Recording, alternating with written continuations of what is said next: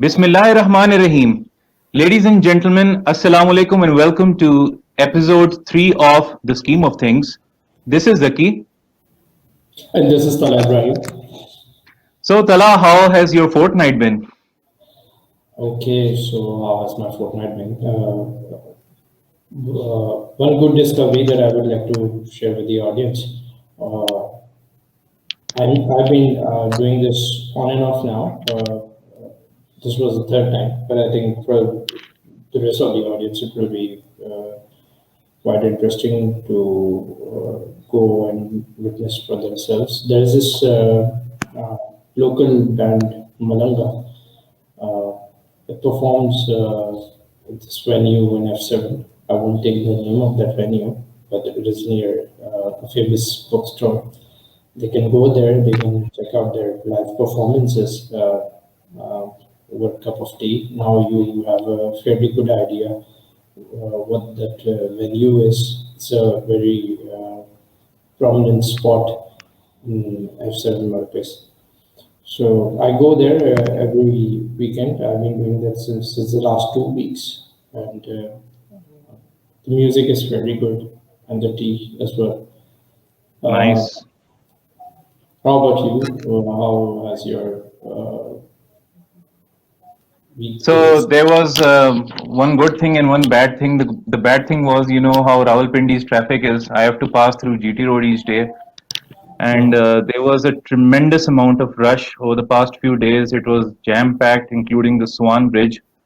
And it was hell.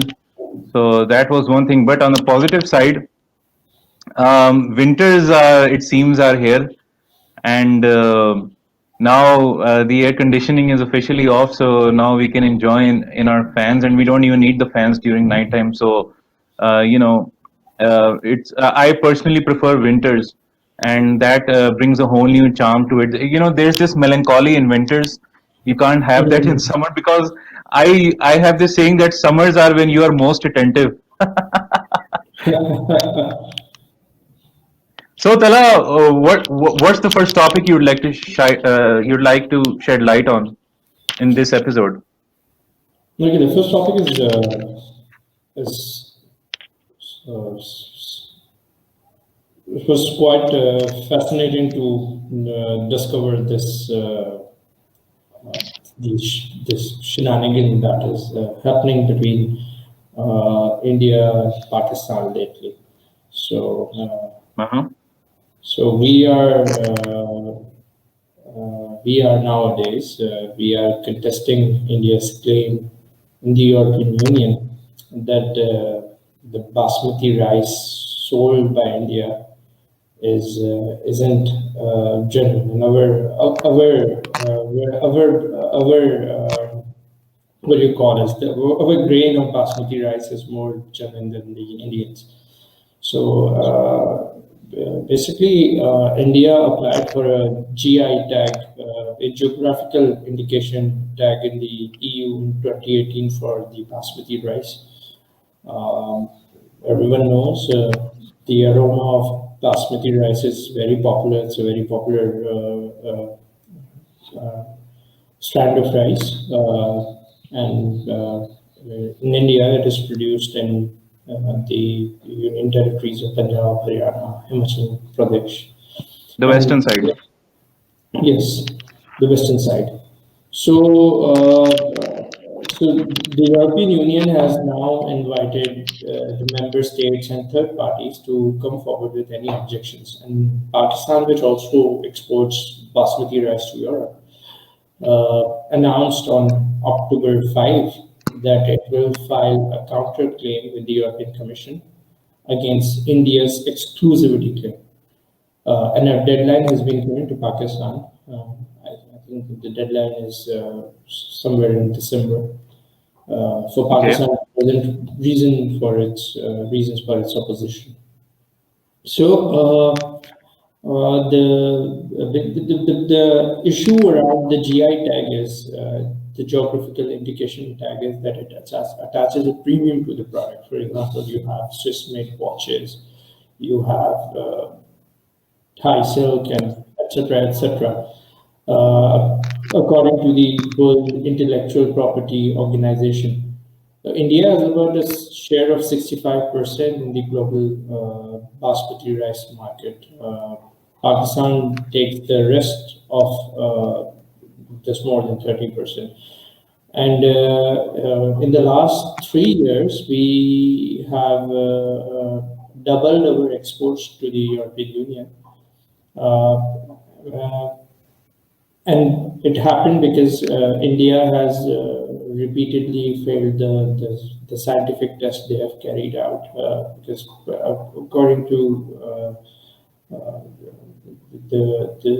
this research, the Pakistan has the permissible level of pesticides, but India is failing to improvise on that.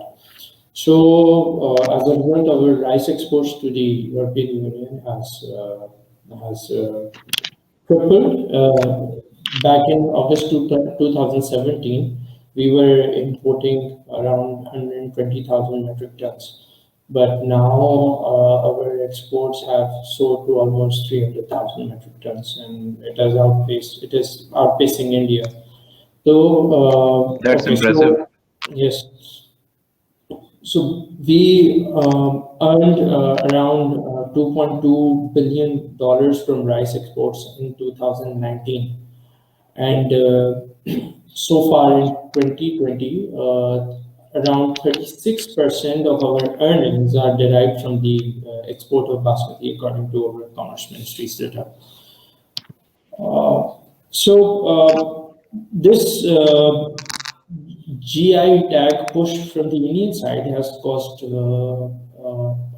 discomfort amongst Pakistani policymakers and rice producers, and quite rightly so. We are racing against time to present this case that the version of basmati rice we are producing, it's more superior in quality.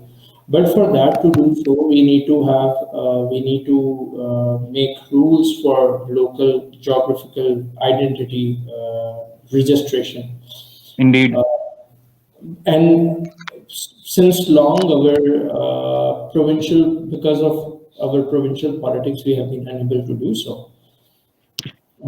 And if India happens to solidify its credentials and somehow win this GI tagging case that is currently happening, it would firmly entrench basmati rice as an Indian product in the mind of consumers worldwide, and it would set up a precedent. It would set up a precedent. The next thing they would do is they will go to the World Trade Organization, and then also they would get this GI tagging mechanism in place, and it would once they get it accepted from the European Commission, then they go to WTO. There, 164 countries will start giving them this protection and will start accepting their claim. So this is a very important thing. So we already have a lot of areas where we dispute one another as two neighboring countries. Basmati is, I guess, another frontier or another area where claims are conflicting. So, coming to your segment, what do you want to start your presentation with? Well, I have two topics scheduled for this episode.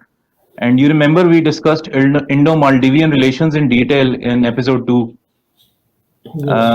But before I discuss the same topic again in greater detail, there have been some very interesting developments. I'd just like to, for the sake of counterbalancing, because I think this needs to be highlighted, Pakistan's new High Commissioner to Maldives, Pakistan Navy Rear Admiral retired, Vice Admiral retired Athar Mukhtar, He is the High Commissioner in Maldives, and it has been a tradition among countries such as Pakistan, Bangladesh, etc., to appoint former naval officers in this island country for obvious reasons because it is a maritime nation. And so I was observing that over the past 2 months, the High Commission in Maldives has done some interesting diplomatic activities. Just recently, he got himself accredited, Admiral Mukhtar, with the president of Maldives because he couldn't earlier because of the lockdown in Corona. So he formally met in person, presented his credentials, and then interestingly, he held meetings with the Bangladesh and Sri Lankan high commissioners in Maldives. So I think that's a good thing that you let observers know what your intent is, that you're open to dialogue in Maldives with countries with which Pakistan has avenues of sharing a common agenda. Let's see how much of a cooperation that was. But another good thing which I think must be mentioned is the High Commission in Maldives has been involved in activities to promote educational cooperation with the government over there and give scholarship to Maldivian students. So I think as far as the soft approach is concerned, Pakistan obviously does not have the sort of economic incentives which India has to offer, nor the expertise. But I think this is a good thing. But now coming to uh, the details of what has been transpiring between India and Maldives, there was this very interesting statement given recently, which caught my eye, given by Maldives Economic Minister Fayaz Ismail. And he disclosed that his government is considering scrapping a 2017 free trade agreement with China, which was issued during the government of Abdullah Yameen, former President Abdullah Yameen. I remember you discussed about the politics of Yameen and Mohammad Nasheed in detail in the previous episode. Abdullah Yameen was considered a China boy by the New Delhi establishment, and though he wasn't that much pro-China as he was made out to be, but this free trade agreement obviously it meant that there would be no import duties at all on items being imported from China. As we discussed in the previous episode, Maldives is a 100% import dependent country.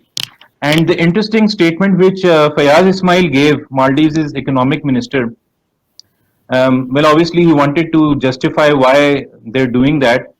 So he said that no duties on Chinese imports are being given at the expense of higher tariffs to other countries. And I quote him, it would result in Maldives being too dependent on a single country, unquote. And then he went on to reiterate his government's India first policy while adding, now this is interesting. So he makes it clear that he didn't want to directly say that India is the country which we fear will be overtaken. So he tried to cover it up by saying that we also want to give same treatment to Singapore and Dubai, yani the UAE. But obviously, we know what he is hinting at. He is basically trying to alleviate concerns in New Delhi that Chinese preference in the trade is going to be a thorn in whatever the government plans. And interestingly, now here is the funny point. What does he go on to add? Fayaz Ismail adds, quote, India has it within its powers to kill the Maldivian people and capture Maldives if it wanted to capture the island state, unquote. So this is so. I mean, once he talks about scrapping the free trade agreement, then he goes on to just try to state the concerns within some of the more timid-minded Maldivian leaders who fear that India already has the capability of taking over the island. Now, interestingly, the most interesting parallel you can draw here is that in 2018 former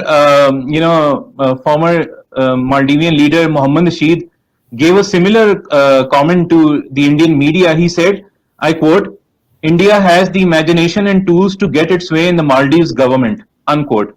So you see, basically, at that time, well, when Yameen was the president, Fayaz Ismail, the economic minister, was just a member of parliament, and according to him, he had opposed this as a lawmaker, but obviously Yamin had managed to get his way through. And this just goes to show you that how far India's economic clout has been able to influence local Maldivian politics at the cost of its independent foreign relations with the other countries. Now, just in case the audience might be wondering, there might be some sounds going on in the background. There's a lot of construction taking place in my neighborhood, so please ignore those. And now, I just like to point out a brief timeline about how close or how fond Maldives' economic minister Fayaz Ismail is of India. A very brief timeline. So we'll start with July 2019. Fayaz Ismail visits India and signs an MOU on technical and vocational training with Dr. Mahendra Nath Pandey, India's Union Minister for Skill Development and Entrepreneurship. And then the next month in August 2019, Fayaz Ismail launched a study on India Maldives economic relations. It was a study, a very detailed case study with the Indian High Commissioner to Maldives. And the occasion was that basically a delegation from India's Confederation of Indian Industry, the CII, had visited Maldives to look into increasing bilateral cooperation. Now, just to give you a background about what the CII is, the CII, Confederation of Indian Industry, is a non-governmental and industry-managed forum. It has more than 9,000 members from the public and private sectors representing various companies, small and medium-sized enterprises, multinational corporations. Now, CII has offices in 9 countries, and 2 of them are in Asia, Indonesia and Singapore. So they came to Maldives to expand their the Indian business community's footprint. Now you would think that that is a one-off incident, but then just 2 months later, in October 2019, Fayaz Ismail visited the Indian Business Expo in the capital Male, and he called for better collaboration with Indian business entities. So obviously, he was trying to promote and encourage um, enhanced trade cooperation between Indian and Maldivian business groups. And the focus area of that particular expo in October 2019 was Maldives' collaboration with Kerala, which is the a southern Indian state. Now, in the previous episode, you remember we discussed about the connectivity with 2 ports, the ferry cargo service. So that was in the port which we discussed. That was in Tamil Nadu, and this is Kerala. So you can see that the south of India, the peninsular states, they are vying for increased economic partnership with Maldives. And if you look into now the recent statement made by Fayaz Ismail, it seems that the pattern suggests over the past 1.5 years that India is desperately trying to make itself the country on which Maldives is dependent on exclusively for its needs, such as especially food, um, food security, pharmaceuticals, etc., medical tourism. These are the 3 things which the Maldives government says it is the bedrock of Indo-Maldivian economic partnership. And before I conclude this session, I'd just like to point out three of the most important developments regarding India's influence, because it would not be prudent to subtract those elements. Just to give you a picture that how India has been able to achieve that level of progress, or how it has been able to make a Maldives minister review their free trade agreement with China. So I won't take you too far. We'll talk about this year. So in Corona, we know that India provided almost $250 million as medical aid to the Maldivian government. So that is like the COVID relief efforts. It is a good soft power initiative. In August 2020, India announced funding for the Greater Malay Connectivity Project, the GMCP. The project basically looks into building a long bridge which will link 3 island uh, provinces of Maldives, namely Vilingili, Gulhi Fahu, and Tilafushi. I hope I'm pronouncing the names correctly. And the project is an estimated 500 million American dollars. $400 million are line of credit, and $100 million are grant from the Indian government. So that is considered as a monumental infrastructural investment, which has the actual tendency to compete with China's own geo-economic initiative in Maldives, especially the island development. Then we come to September 2020.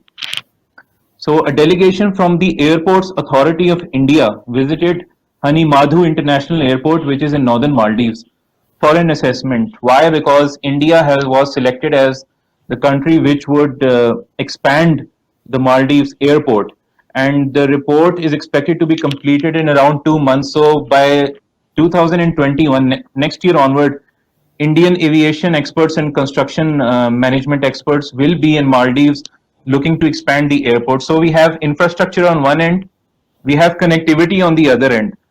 Both of these prongs are being covered by India. Lastly, the concluding statement for this topic. Uh, Indian media reported that India's Foreign Secretary Harsh Vardhan Shringla is expected to visit Maldives in November 2020. So that's just next month. The only two countries he visited this year in the Asian region include Bangladesh and recently Myanmar. He went to Myanmar with the Indian Army Chief, General Manoj Mukund Narwane. So after Bangladesh and Myanmar, this will be Shringla's third visit to Maldives. You can see the work in the Indian Ocean region going on, the diplomatic initiative going on. So to sum it up, basically, Maldives is India is not just focusing on its eastern seaboard and trying to form military alliances or economic partnerships with ASEAN also, but it is also equally mindful of developments to its south, the southern Indian Ocean portion, the island countries. And I think when we talk about military power of India, it is also always pragmatic to discuss the soft power initiatives. I mean, these geo-economic initiatives in Maldives. At the end of the day, we all know that they are meant to influence the governments which receive those and we discussed previously about supplying Dornier aircraft to Maldives, and then we discussed Mauritius and Seychelles, so on and so forth. So, littoral countries, yes, Bangladesh and Myanmar covered. Island countries, Maldives, yes. Now let's see, maybe in the coming few months you'll hear some other countries in alongside East Africa being visited by top level Indian officials. So this, I think, is something that Pakistan needs to be mindful of. Our High Commission in Maldives is doing quite an impressive job, but I think we'll need to really up the ante. We can't just be passive observers to these big projects. And just to finally add a last comment on this particular topic, uh, the question often comes to us. I receive a few questions from people in my email inbox, and they ask me that you talk about these countries with which Pakistan doesn't really have any concern. Well, let me ask you this. Pakistan's the entire hocus pocus going on around CPEC, which I believe is a very ambitious project, that is ultimately dependent on how much China is able to exert its regional influence. Now, if you minus that, if there are some regional powers trying to curtail that influence, do you really expect Pakistan to just be alone by itself and try to reap economic benefits from CPEC without Chinese influence in the region? I don't think so. Yes. Even in fact, I wanted to hear this from you. You must have heard of this news. 4 days back, I read about this that Pompeo is planning to visit Sri Lanka and Maldives in this month only. So Indeed. you're very right. More activities are happening in the Indian Ocean region, and we as Pakistanis need to look at them, what's happening, and see how we can craft our own policies of our own line of thinking about what's happening. So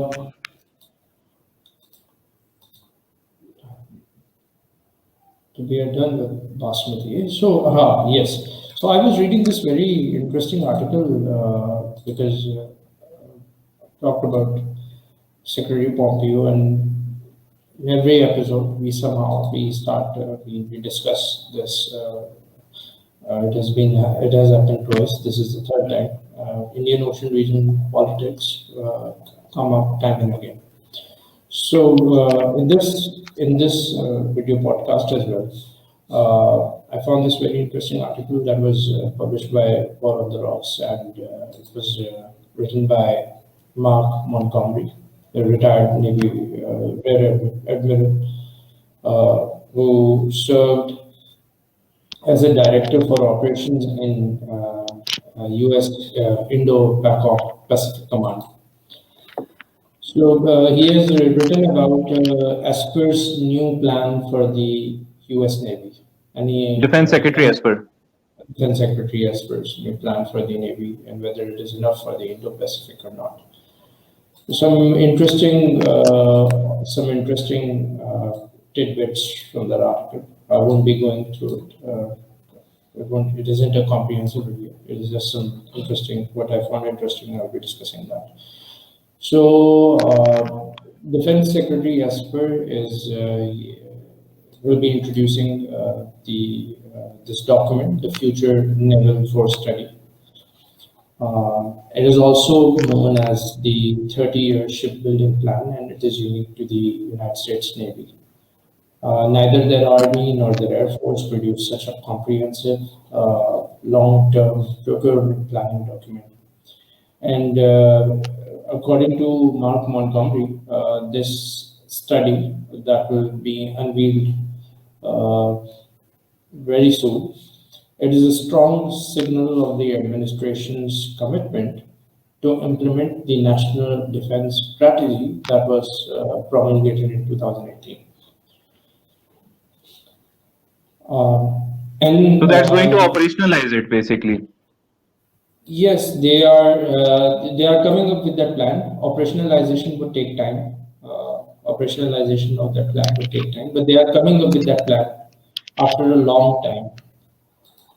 According to Mark Montgomery, it will be a powerful statement for the Secretary of Defense to articulate the force structure that he sees as necessary to field the most critical naval forces for the most demanding adversary, for which his combatant commanders have to plan. Okay, so Esper, that document has not been published yet. It has not been it has not been introduced yet, formally not introduced yet, but some presentations that were given in Rand Corporation and one another think tank, Washington-based think tank. Esper has talked about certain aspects regarding this future naval force study that would give us an insight, an initial peek of what the study is about. The first thing is, before Mark Montgomery has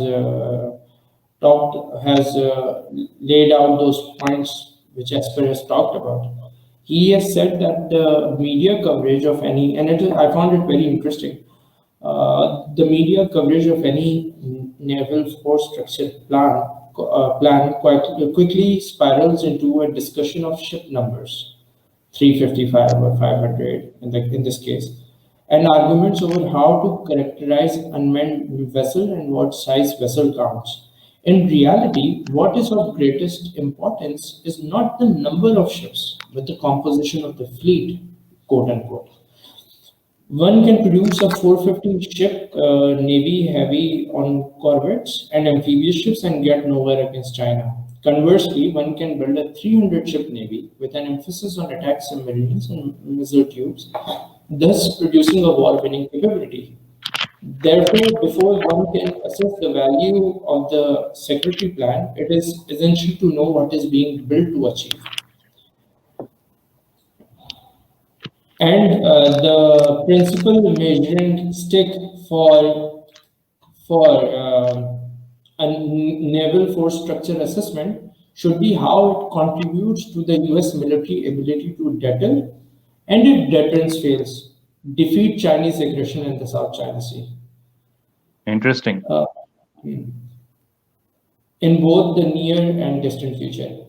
In planning for any crisis in the Western Pacific, the geography of the theater makes the principal warfighting requirements air and maritime in nature. That has been laid out. So the role of army is just as a supporting force. U.S. Army Indeed. will act as a supporting force. The principal war fighting services will be Navy and U.S. Air Force. So now coming to experts' comments, what will be postulated about the larger naval force structure once that future plan will be unveiled. Esper, certain comments of Esper were picked out from his talks. Esper emphasized about the need to protect America's most critical war-fighting capability in the Western Pacific. That is an asymmetric advantage America has in undersea warfare. So this was one thing. Secondly, Esper talked about the unmanned platform of all types. But according to Mark Montgomery, it is a welcome emphasis. Esper rightly committed to the goal that every future fixed wing aircraft beyond the F-35, it can be strike jet, it can be fighter jet, it can be a refueling aircraft, electronic warfare aircraft, early warning, and so on, needs to have optionally unmanned or unmanned only design. But according to Montgomery, this proclamation or this emphasis of Esper is in stark contrast to the Navy's recent plan, Navy's recent statement, that is that the next generation, the sixth generation of carrier-based fighter aircraft will be manned. So Esper is saying one thing, and the aviation wing of US Navy is saying another thing. Third, That's he talked an interesting observation. Okay, so third, according to Montgomery, Esper talked about the aircraft carrier numbers. The Secretary of Defense, Mark Esper, argued for a carrier force of 8 to 11 nuclear carriers and up to 6 additional light carriers.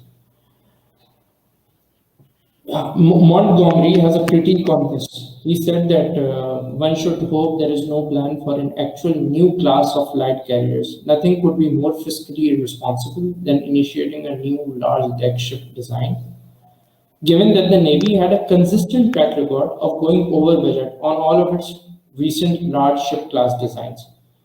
Then he said there is a reasonable argument for repurposing some of the existing amphibious assault ships, namely landing helicopter assault and landing helicopter dock ships, as very light carriers, which could help with some of the less demanding combatant commander requirements.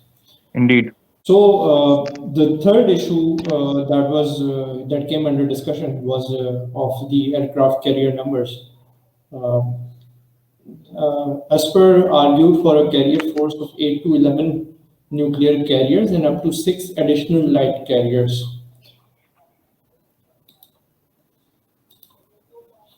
Okay. According to Montgomery critiqued this. He said that there should be no plan for an actual new class of light carriers because in the past, Navy has been fiscally irresponsible.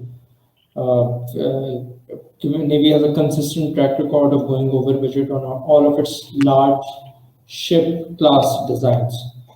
And Montgomery said that it can be reasonably argued that the existing amphibious assault ships, the landing helicopter assault and landing helicopter dock ships can be repurposed as light carriers. And it could help with some of the less demanding requirements of US Navy. Another issue after this, the fourth observation. This is the observation of Montgomery.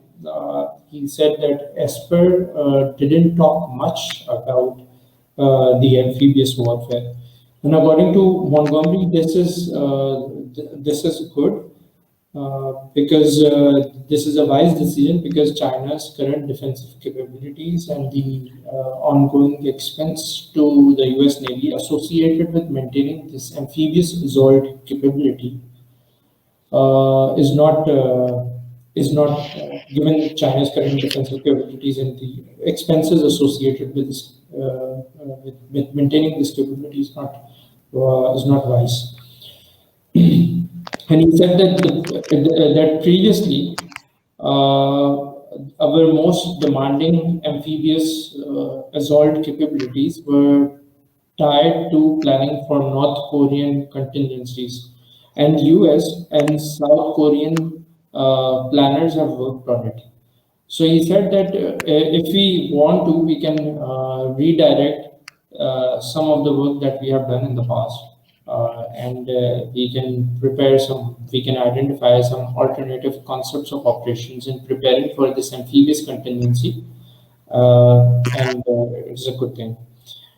Apart from that, another point that came up in Esper's commentary was that the large Montgomery. Esper's comment. This is Esper's comment to the think tanks.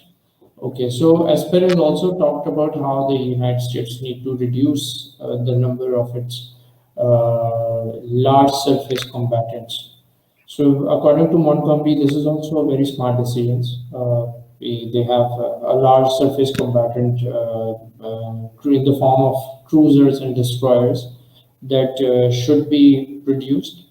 And there is this emergence of new frigate class to conduct sea control and defend high value units.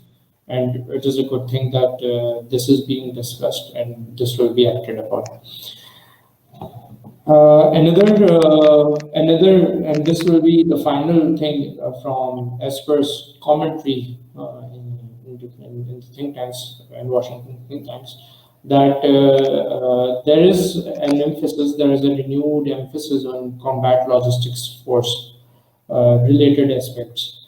So according to Montgomery, it is a credit to this force structural assessment that this is even in discussion, as reducing logistic capabilities has been a constant source of operational risk over the past 2 decades. A focus on increasing the raw numbers of logistics ships for distributed operations across the Western Pacific is bold and contributes to logistical and warfighting requirements. Then finally, this is the conclusion from Montgomery's side. We are done with the comments of Mark Esper. According to Montgomery, the naval force structural assessment that Esper is hinting at puts down some good markers related to the requirements to deter or defeat China. It emphasizes on attack submarines. It delivers a much needed impetus to unmanned air, surface, and undersea vessel planning. It shifts amphibious assets away from the unlikely and risky forcible maneuvers and increased logistics capacity, but it also takes risks with aircraft carriers and large surface combatant reductions. These are certain risks. Aircraft carriers, making of new aircraft carriers, and reducing the number of large surface combatants.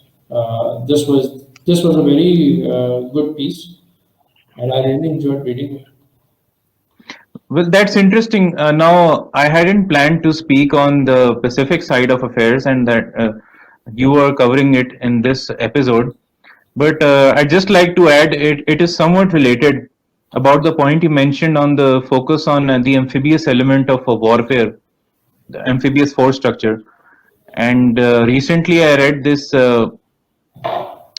interesting news article which reported that China's President Xi Jinping, who actually initiated the reforms and restructuring of PLA into end of 2015, he recently visited the PLA Navy's Marine Corps command, and he gave them a detailed lecture, and he urged them to be a quote unquote elite force.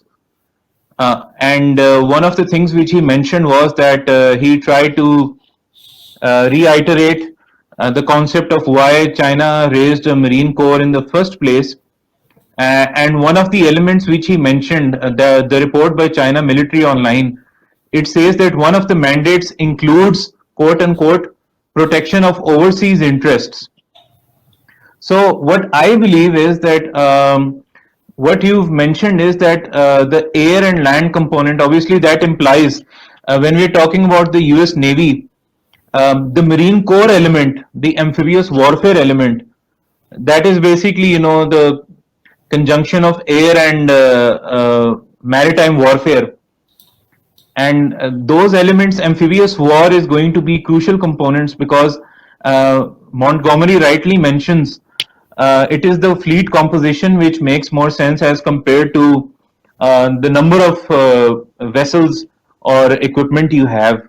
So I think what Chinese analysts based in the West, they have this saying that whenever President Xi of China, whenever he tries to reiterate a resolve in the PLA, it is actually whipping them up and telling them to pull themselves together and focus on improving their training regimen, because there is this impression, yes, that the US Marine Corps, the US Navy has extensive experience since before the world wars of conducting beach landings, coastal defense, maritime interdiction.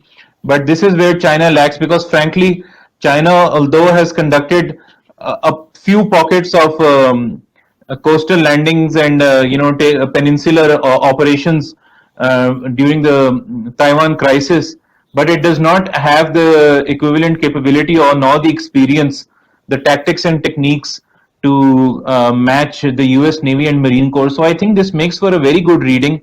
And the fact that a former US Indo-Pacific Command writer, he mentions this, I think this makes for good reading. And I'd actually request you to please share a copy of that with me once we are done with this program. So I'd just like to now come to Talha just discussed the Western Pacific and East Asia in detail. I'd like to discuss some very pertinent series of pertinent developments in the Horn of Africa. Now, as we all know that the waters linking Red Sea with the Indian Ocean, especially the point in Bab el Mandab Strait, it constitutes one of the most strategic waterways for global maritime traffic. And in fact, the entire market supply chains depend on the traffic coming to and from the Suez Canal near Egypt. And just to let the audience know, I've written an upcoming paper for the Center for Strategic and Contemporary Research. It will be published soon. It discusses about CPEC in context to East Africa and the Horn of Africa. So do look forward to that as well. Now, there are some developments which I'd like to highlight in sequence, so going chronologically. I'm going to limit myself to the Horn of Africa. Now, the Horn of Africa is the specific zone which consists of Sudan, Eritrea, Ethiopia, Kenya, Djibouti, Somalia, and this is one of the places where Arab Gulf countries, including the US and China, have been contesting hotly to try to gain control. We begin with the UAE, which has been involved in the war in Yemen, and the same war in which it tried to invite Pakistan, and Pakistan politely refused to partake. But since 2018, the UAE military has a presence in the island of Socotra, Socotra, Socotra Island.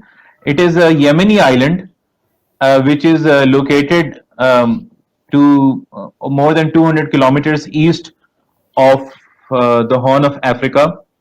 And it is why it is important right now. It is hotly in the news is because as per recent updates by France-based Intelligence Online, a very credible source of information, and the same news was published by the Jewish Telegraph Agency based in France.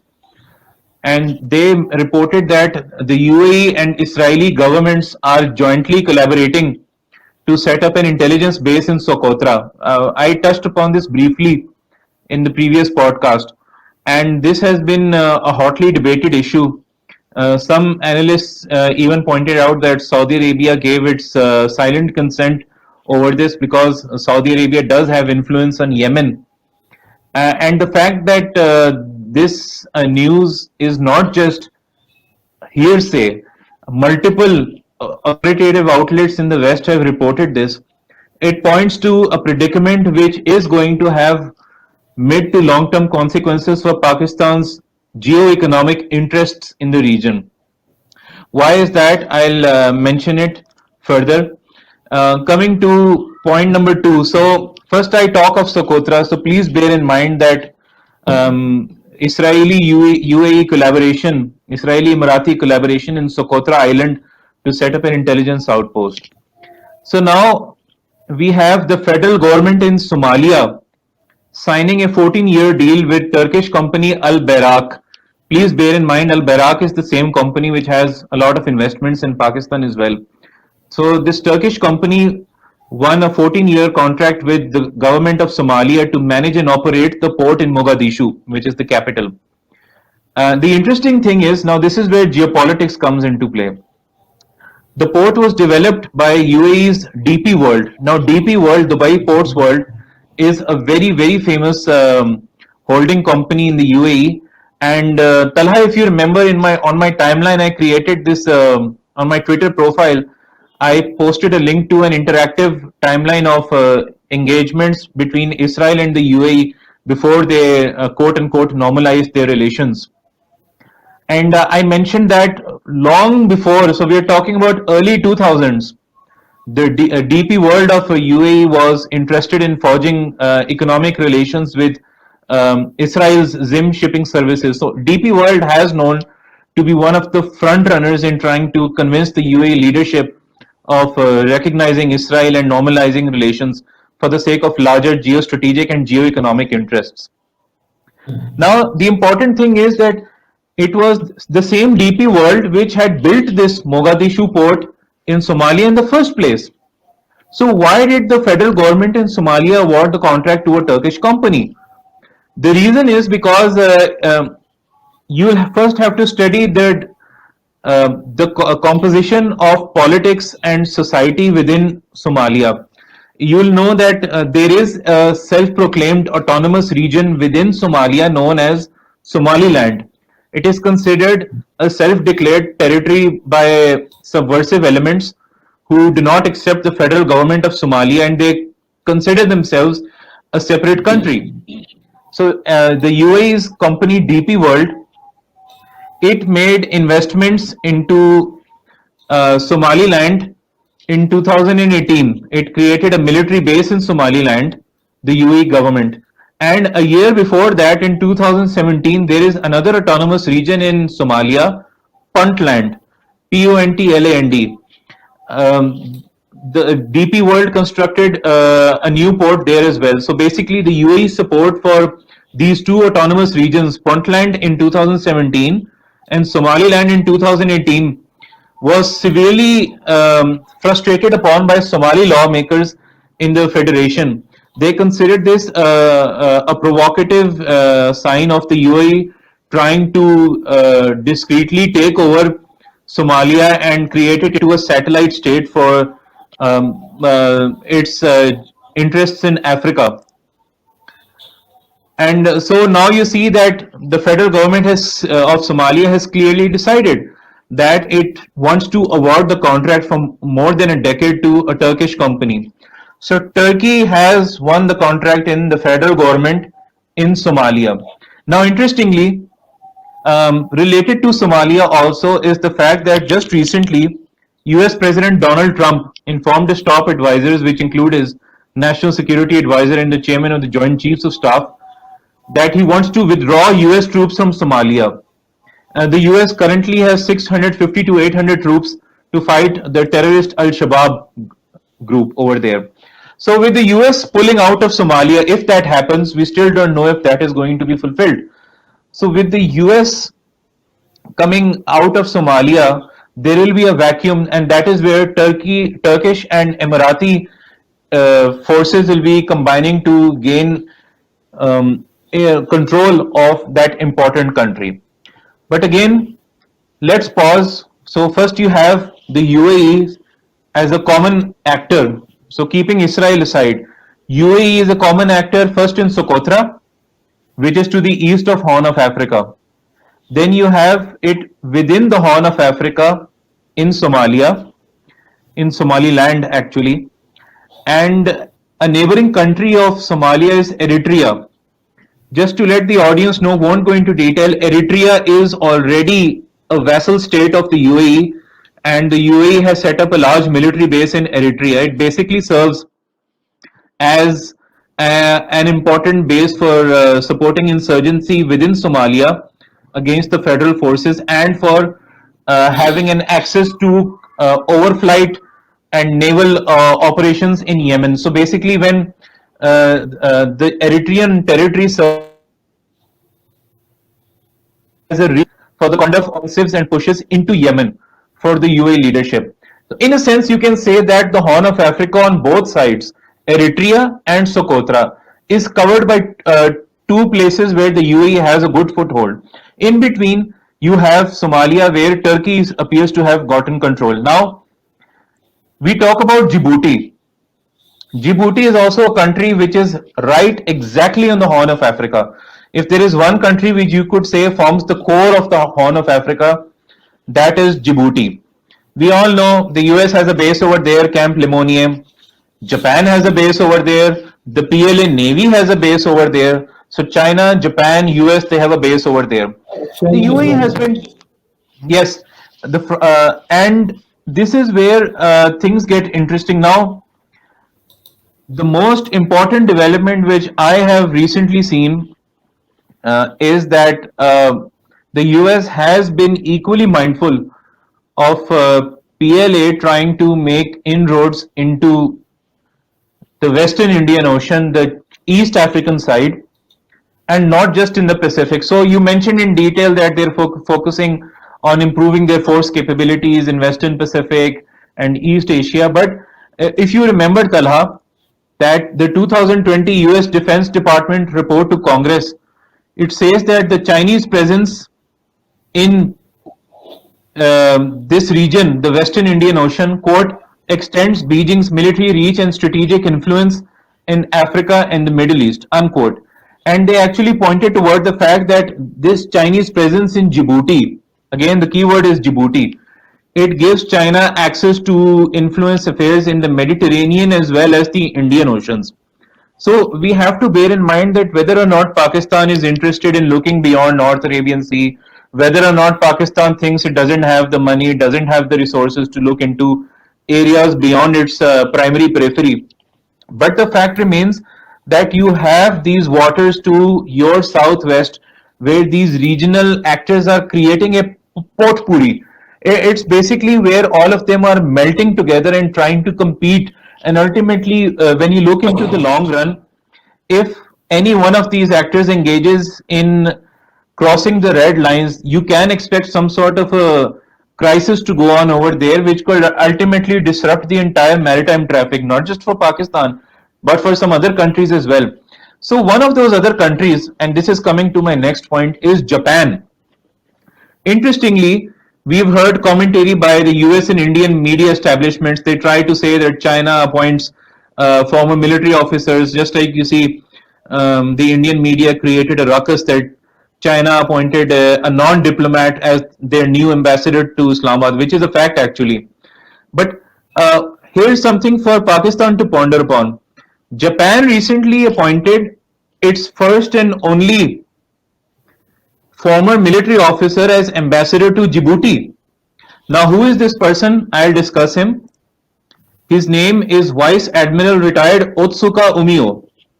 So, Mr. Umio, Vice Admiral retired Umio, is a former Japanese self-defense force officer, and he was just recently appointed ambassador to Djibouti. A brief profile. Admiral Umio joined the Maritime Self-Defense Force in 1983, and Talha in 2002 to 3. So this is like in 2001, the US invaded Iraq, and then Afghanistan. Those wars took place in the first 5 years of 2000 in Iraq, and basically the Central Command. It was fully charged up. You had Central Command being the crux of global politics. So when that was happening, Mr. Umio was the senior national representative of Japan to the US Central Command in Florida, in the headquarters in Tampa. So basically, in the early US incursions into the Middle East and West Asia side, Mr. Umio had experience firsthand into the plans and strategies going on into this region. So at that level, as a mid-ranking officer, he was familiar with what is going on and the US interests and its maritime force policy making in the region. So he has that visibility, which is important. He later served as president of the Maritime Self-Defense Force Command and Staff College, and he didn't just serve as the president, he actually established himself the Institute for Future Warfare Studies. So he's known to be someone who has a good approach toward perspective planning. So you have a person who operationally has insight into US operational planning in the Central Command, which covers Pakistan and including the waters in the Gulf side. Well, his current assignment in Djibouti doesn't come under the Central Command, to be honest. It comes under US Naval Forces Europe and Africa Command. But that portion of Horn of Africa where he is currently appointed, it comes under the US Africa Command area of operations. I don't need to go into the details. Even the audience knows, you know as well, that the new strategy for Western Indian Ocean basically creates a tri-juncture incorporating elements of Central, European and African commands. Just to let you know, Talha, that a recent interview with the incoming commander of US forces in Europe, he mentioned that the US has actually decided to merge Africa Command with Europe. So this is the recent news which has taken place in the past week or so. So Africa and European elements are being joined together, and you have Admiral Otsuka Umio, who is a former Maritime Self-Defense Force officer, being posted to Djibouti. Now, here's something more interesting about this gentleman. He retired just in December 2019. It hasn't been a year also since he retired, and immediately after his retirement, he was appointed a distinguished fellow at the RUSI, Royal United Services Institute in UK. And he did give various presentations and lectures at RUSI at the time as he was serving president of MSTF Command and Staff College. He gave various presentations. I actually came across a presentation by Admiral Usio in which he mentions about there is a proper slide in which he discusses PLA Navy presence in the Indian Ocean, and his extreme focus has been on naval submarine and other submarine visits to Pakistan. See, so if anyone in the audience is interested, any of the listeners to the podcast are interested, you can maybe inbox me on Twitter or you can email me. The public link to that slide is available on RUSI's SlideShare account. You can access it and you can study it. It was basically a net assessment of PLA Navy capabilities. And that whole slide was... I will request you to share that PowerPoint presentation with me as well. Definitely, definitely. So, is he just an academic? Is he just someone who visited these various think tanks and was he just posted to Central Command? Well, you'll be interested to know that after his appointment at the Command and Staff College of Maritime Self-Defense Force, just before his retirement, Admiral Umio was Director General of Defense Intelligence Headquarters. So basically, naval intelligence was one of the areas in which he was focused on exclusively. And just to tell you that, I'm going to share something which might seem like a very timid observation. But when you open that slide, I will share the slide with you, which Admiral Umio prepared for Rusi. His entire mapping, geo mapping of PLA Navy submarines visiting Pakistan. Do you know what are the sources he mentions? Obviously, you won't expect him to discuss Japanese naval intelligence reports. He had to cite something which was in the public domain.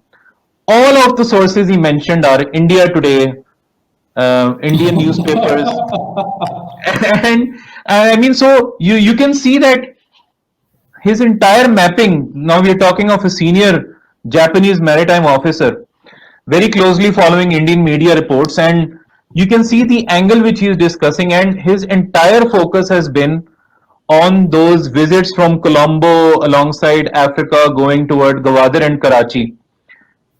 And I think it is most important. He mentions the first thing he mentioned was in 2013 December 2 month deployment of a PLA Navy submarine, and in 2015 and 16 he mentioned about PLA Navy submarines visiting Pakistan, and he mentions very prominently that the PLA Navy sold 8 submarines to Pakistan. And interestingly, there is something which he also mentions, that is PLA Navy's submarine moving in the Gulf of Aden. Now, this is just near Djibouti. So, what I'm trying to say is that this gentleman, he is not just a former military officer who is, just going to maybe have a more intricate mind of the region, because he hasn't himself been directly posted over there. Well, in his earlier career as a young officer, he was involved in various, some of his tenures included counter piracy operations in the Gulf of Aden, which Japan and many other countries are a part of. But you see, Talha, where we are going.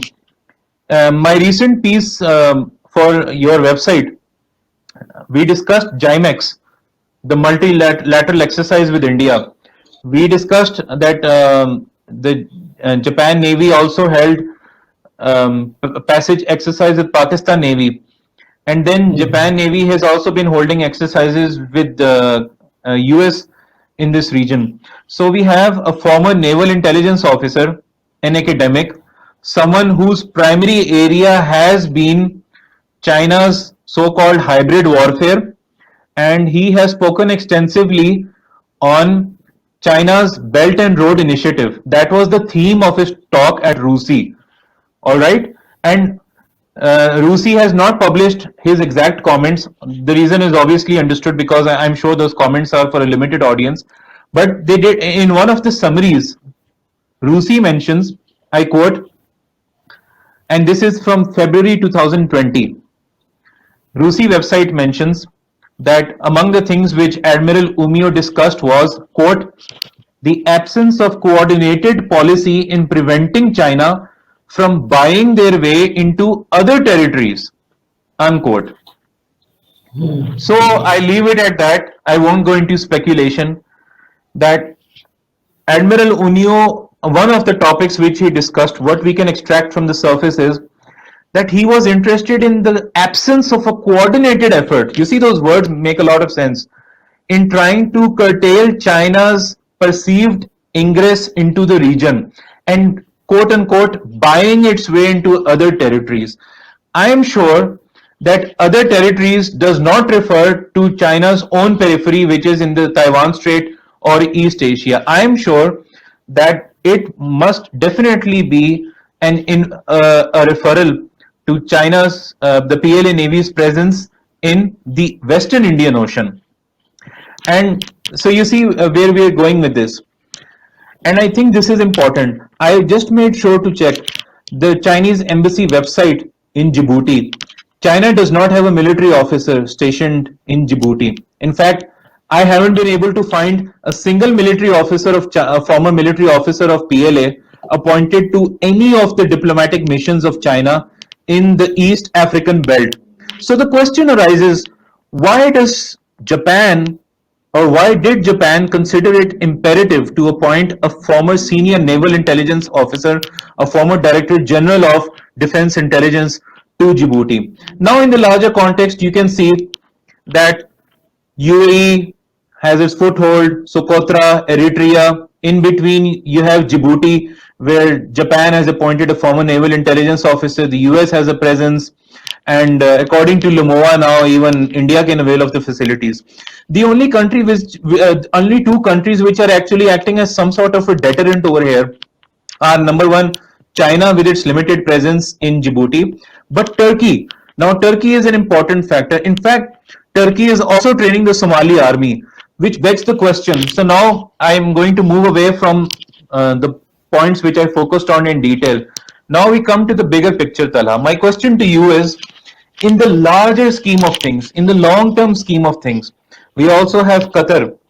Qatar's diplomatic representative to the United Nations, he also mentioned that Qatar will fully support, I quote, fully support efforts for institution building in Somalia. We know that the Turkish Qatari bloc, the geostrategic bloc in the West Asian region and Africa, it is directly opposing to the US led alliance, which includes Israel. And Talha, isn't it also interesting that Sudan is also among the Horn of Africa nations and it recently recognized Israel? So you Yes. have another country which is also indirectly going to benefit UAE interests. So Sudan, Eritrea, Somaliland, Puntland, and Socotra are now in the Israel, US, UAE Gulf camp. You have this little tiny effort, an autonomous effort of Turkey and Qatar trying to create their own bloc over there, and you have China sandwiched in between.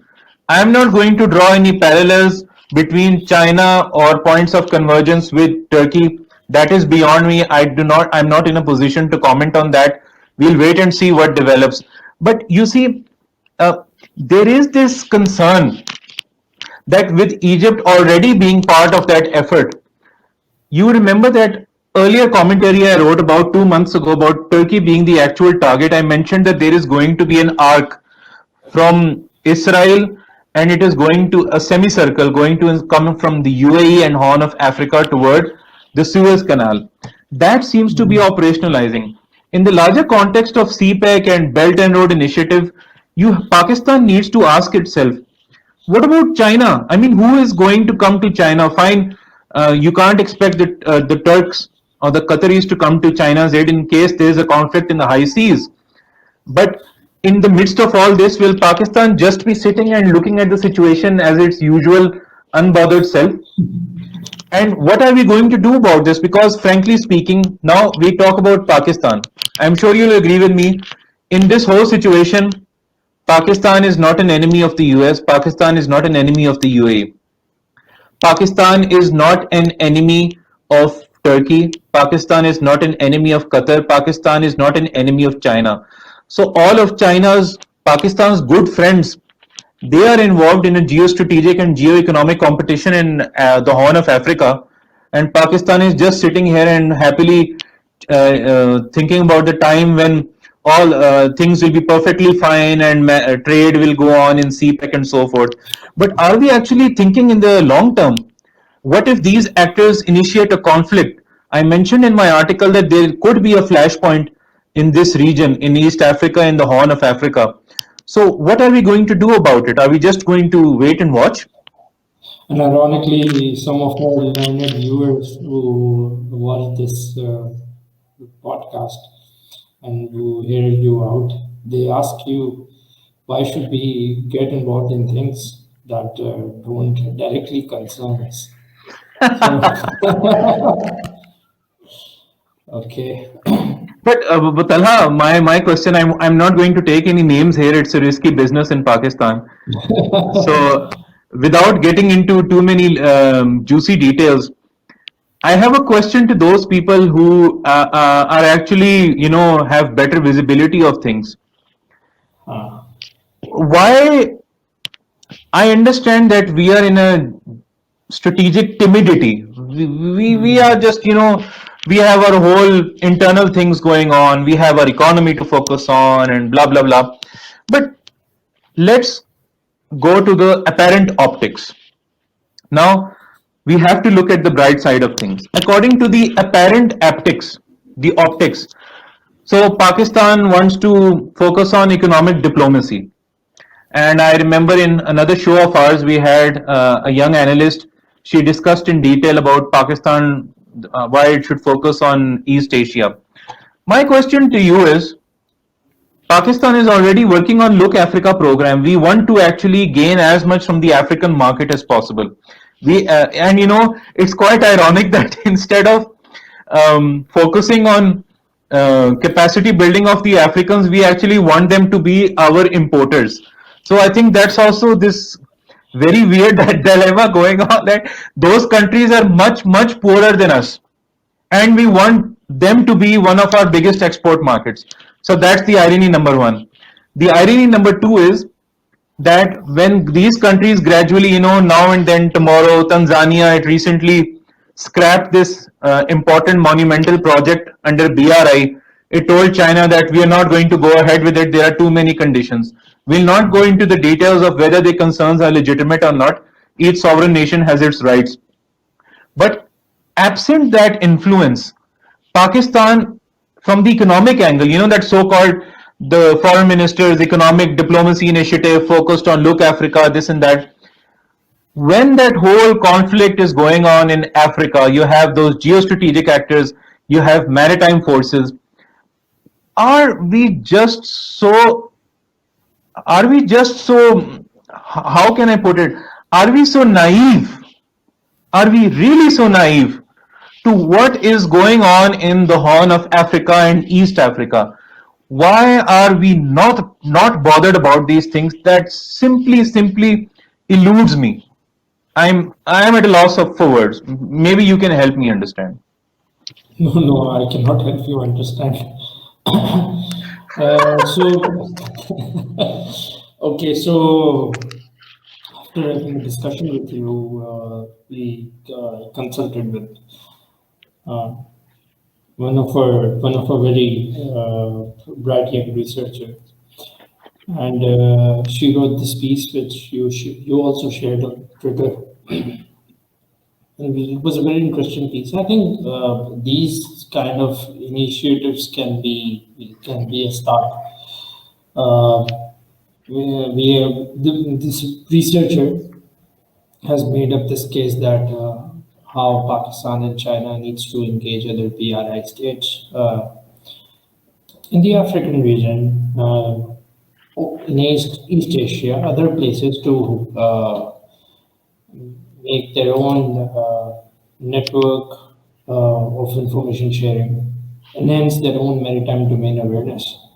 I think these kind of initiatives can be a start, but frankly, I don't know what the people who are in the thick of things, who are who are doing things at the policy level, how much are they perceptive about what's happening, and when can they take note of these serious things that are going on. It was quite a learning experience for me.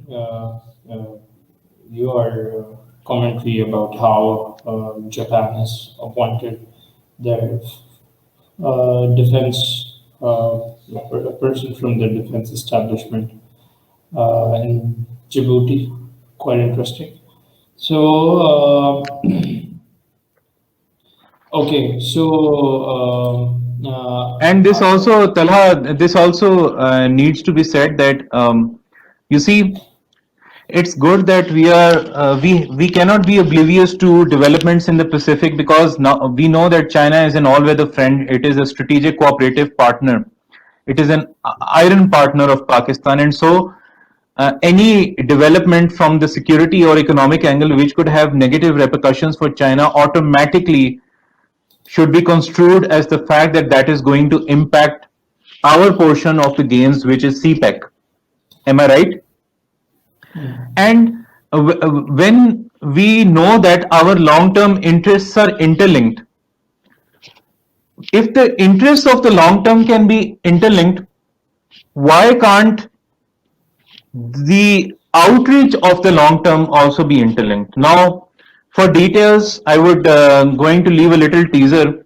The audience, including the listeners, are requested that in a couple of days, the Center for Strategic and Contemporary Research will be publishing my perspective paper. The tentative title which I chose is that CPEC success hinges on Pakistan's maritime strategic depth in East Africa. I've tried to keep it as generic as possible for the general reader. I don't like to go into too many concepts, but the fact remains that I've mentioned, just going to leave this point here, that it's good that Pakistan is gradually trying to focus on Indian Ocean, but also remains the fact that there is a whole continent of Africa bordering the Indian Ocean, in which we might be going in with economic and commercial avenues, but the strategic competition taking place over there is going on in parallel. And if we just assume that China, or even, for example, the Turkish actors over there, they'll come in support of Pakistan's interests, and unrealistic expectations from countries which have their own national agendas, I think that would be a grand delusion and nothing short of that. And another interesting thing is that there is something which I forgot to mention. I talked about Socotra, I talked about the Horn of Africa. So let me just come a bit north from the Horn of Africa. Let me come to the Gulf of Oman and the Gulf of Aden. We know that the Indian Navy already has an intelligence outpost and a basing facility in Oman in the Duqm port. So you see, if India has been able to go into an out of area contingency mode in case it wants to, use those facilities for contingency planning, and if India, Talha mentioned about um, the American Navy being concerned about combat logistics. Am I right, Talha? You mentioned about combat logistics in the Western Pacific. America has already done that. They have actually, as a sort of a alternative, they conducted their first takeoff and landing from Andaman and Nicobar Islands. So that Yes. part of the Bay of Bengal linking the West Pacific, that portion is covered. On our side, we have the American base in Djibouti. We have the entire Arab Gulf countries at the American Navy's prowess. So, is there going? You see that that pocketed competition between medium-sized actors, excluding America, which is a big-size actor. China is going to be completely dependent on its own self in the entire Western Indian Ocean region. Now, this is what I leave you in the audience with, that our friend China is going to be the sole actor following its own interests in the entire waters of Western Indian Ocean. We are not going to, make conjectures that Turkey and Qatar will side with China, or, some other country will come to China's aid. Is Pakistan just going to be a spectator? Will Pakistan come out of its myopic approach, come out of the cave, and try to extend itself, like the young lady who wrote that article for your website on maritime domain awareness? Is Pakistan going to carry out an extended defense, layered defense in its waters? Is it going to go beyond that into longer term thinking? Unfortunately, and I hate to be a pessimist, I hate to be someone who is the harbinger of bad news, I hate to be someone who says things which unfortunately most of the time turn out to be correct. We are, I say this again, we are overly fixated on Afghanistan. We are not thinking anywhere beyond Pakistan except Afghanistan. Fine, the Afghan peace process is going, everything is going. But again, I am more concerned with our long term economic prosperity. I am indeed concerned with the success of CPEC because it will bring benefits to the people of Pakistan. So, from that point of view, I want that we do something also proactively instead of just being in a reactive mode about securing our long-term economic interests, which are, as I mentioned, intertwined with geostrategic competitions going on. So let's see what happens.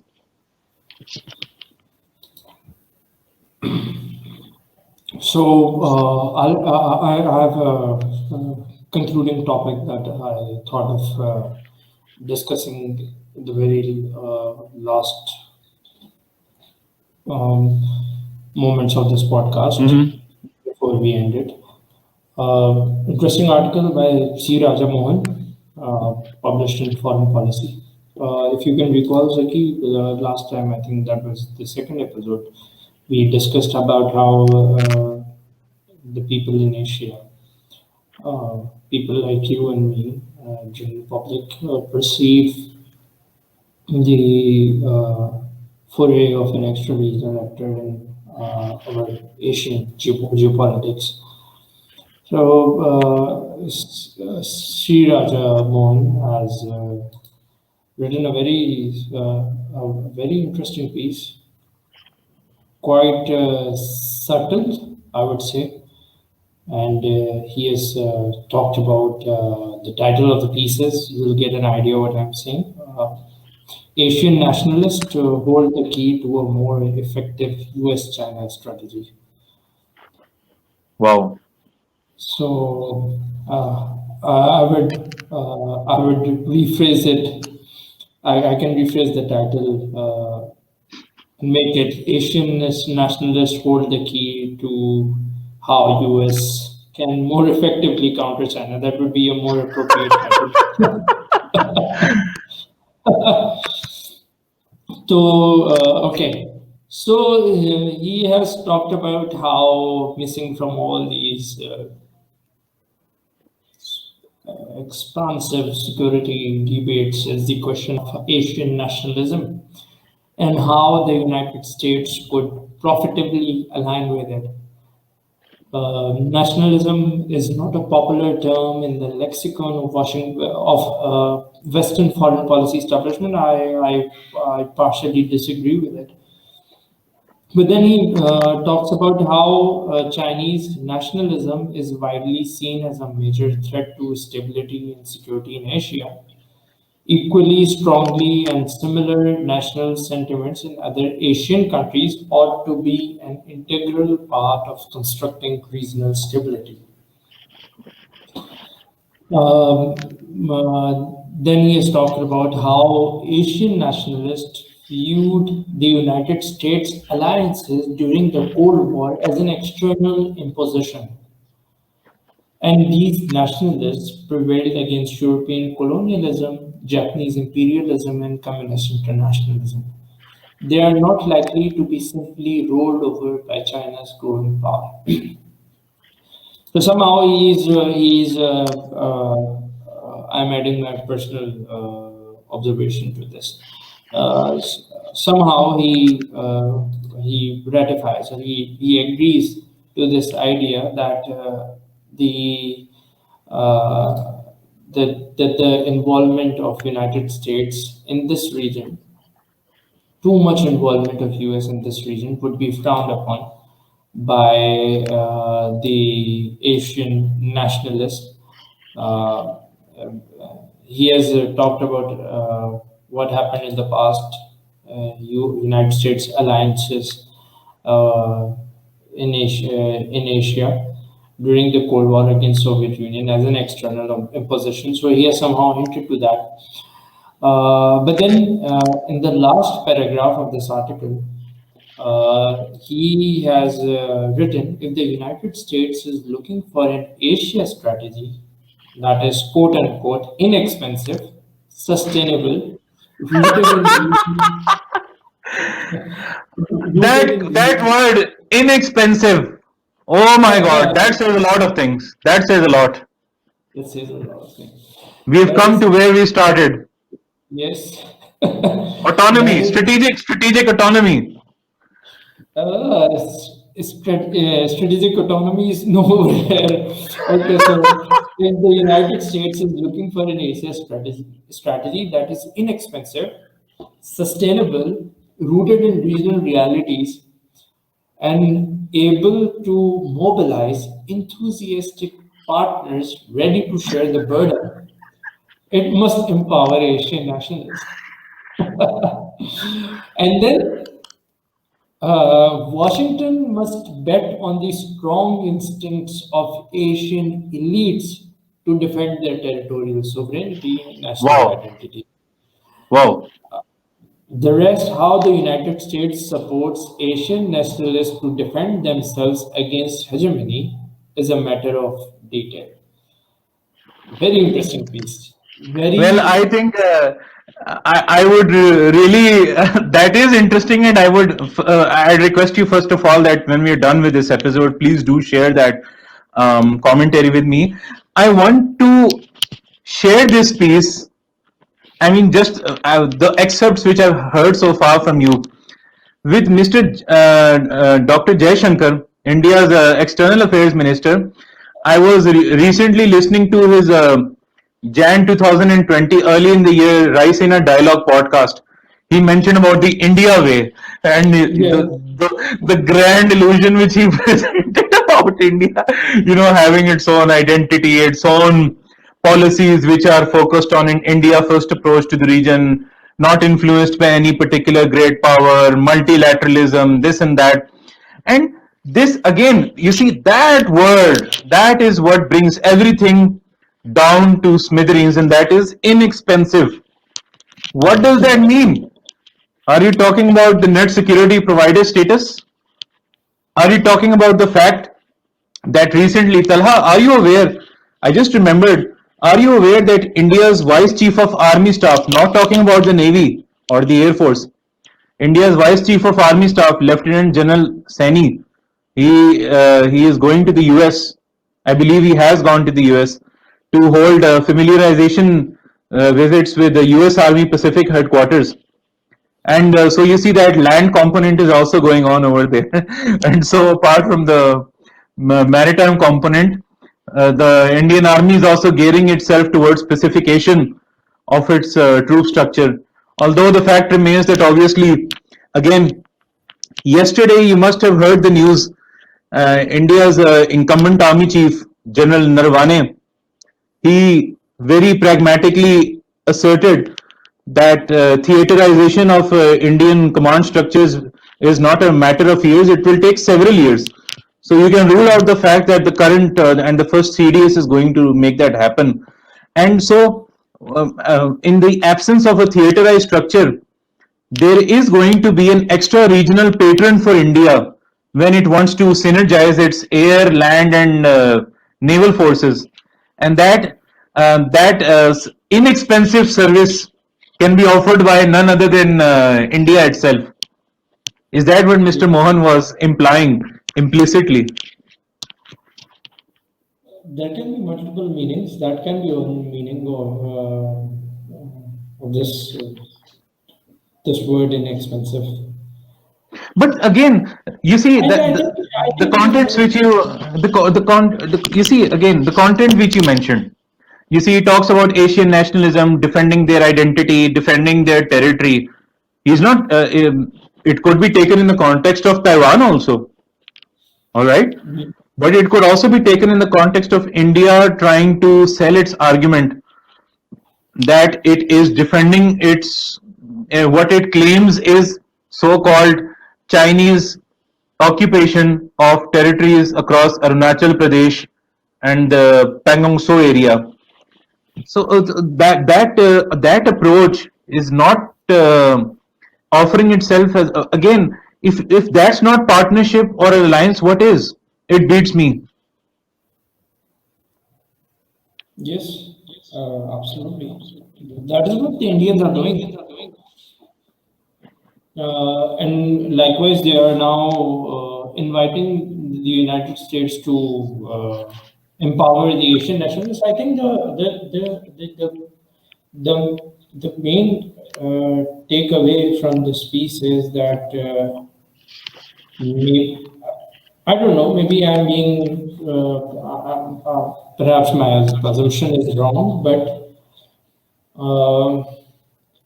somehow they are like encouraging the United States to foment insurrections, empower the nationalism, and empower the nationalism in Asian region to counteract China in different places. This is Let me I think that the point which you made here, which you believe could be a possibility, let me just add something to it. Maybe, and I want you to comment on this after I state this fact. I want your comments on it. So I was editing the recent issue of Pakistan Geostrategic Review newsletter for our premium audience, and some of the updates which I came across over the past 2 weeks. The USAID, US Agency for International Development, interestingly, over the past 2 weeks alone, has made 5 year investments. Now, here I'm going to mention countries where USAID has made 5 year investments. The entire Central Asia, a hydro connectivity infrastructure project for water in Kazakhstan, Kyrgyzstan, Tajikistan, Uzbekistan, right? And Central Asia is covered in Africa, Egypt, Zambia, Kenya. In Asia, Philippines, right? And I believe we have one in Fiji as well. So as far as you see, when the point which you made, if you say that maybe, you see, we are open to a discussion. If you believe that Mr. Raja Mohan perhaps wants to encourage US insurrection in these countries, the Asian nationalist approach, obviously to counterbalance China in the mainland territories, countries which are not literal, you will need economic influence more than security influence. And the main executing agency in that will be US organizations which can offer economic incentives to those countries to distance themselves away from China, and similar agreements going on. But so, do you really think? I want to ask you this: the keywords which you mentioned of Mr. Mohan's article, which countries do you think is he indirectly referring to? I won't. I don't think that he is referring to any countries. He is referring to nationalities. And when we talk about nationalities, you see what's happening in. You can see the recent spate of attacks that have happened in Balochistan. I think the subnationalities are being talked about here, because Some what is in it? nationalities. Subnationalities are being referred to here. When he's talking about Oh, Asian, when he's talking about Asian nationalism, he isn't talking about the Westphalian notion. the Westphalian notion of nation states. He's talking about uh, the subnationalism that needs to be empowered. What is inexpensive? Wow. I ask this question: what is inexpensive? These these insurgencies, these asymmetric engagements are inexpensive. I think this is what inexpensive means here. That's a very good point. That's a very It's a, good point. it is a very it was a very subtle piece, and I think it must have it must have given some ideas to those who are sitting in Washington and who may have come across this. They would have given it a thought. And frankly, US is an expert in this game. They have been playing it for so long. But it is good that Mohan Raja Saab is hinting towards this. That this could be an inexpensive, sustainable game. Well, we all know that Pakistan has been accused since long of trying to engage in asymmetric warfare and bleeding by 1,000 cuts. But if what you assess is the case, then I think that someone else is actually trying to sell the benefits of asymmetric warfare, and that's astounding. I mean, that is something. Thank you for educating me, by the way. That's something. The subnationalist aspect is a whole different plane altogether.